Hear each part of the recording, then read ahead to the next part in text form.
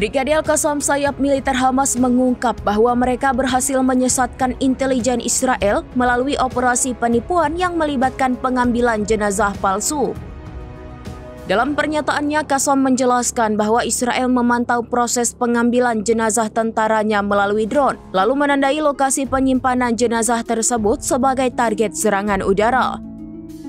Setelah gencatan senjata diumumkan, Israel diduga melanjutkan serangan ke titik-titik itu dalam apa yang disebut Qassam sebagai gelombang pengeboman kriminal. Untuk mengantisipasi hal tersebut, pasukan perlawanan melakukan berbagai langkah penyesatan, termasuk operasi pengambilan jenazah palsu guna mengelabui pengintaian musuh. Qassam menegaskan rekaman yang disiarkan Israel dan diklaim menunjukkan pengambilan jenazah tentaranya sejatinya adalah bagian dari operasi tipuan yang dirancang oleh unit keamanan perlawanan.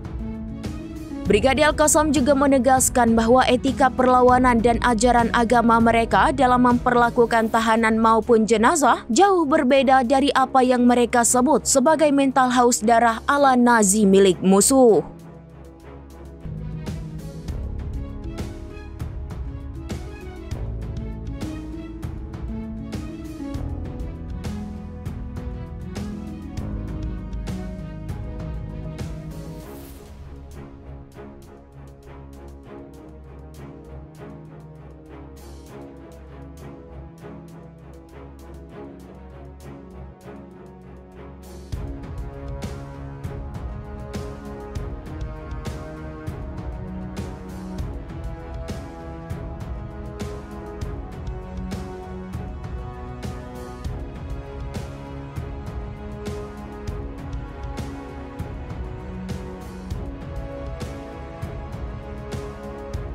Download Tribun X sekarang, menghadirkan lokal menjadi Indonesia.